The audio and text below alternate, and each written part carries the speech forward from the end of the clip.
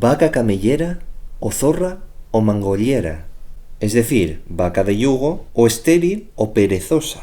Se entiende como la camellera al arco, el arco del yugo, entendiendo que es una vaca de arco de yugo, especializada en tirar. El adjetivo zorra, en femenino, también forru, quiere decir que un animal no puede quedar preñado, o una persona que esconde los sentimientos, las intenciones verdaderas. No lo debemos confundir con el zorra entendido en castellano. Mangolleru, mangollera o siente mangollero sería un folgazán, que no le gusta trabajar, un vago, perezoso.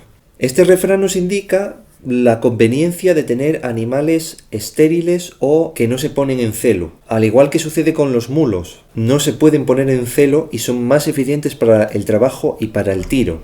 Esta frase fecha nos recuerda la conveniencia del tipo de animal para el trabajo.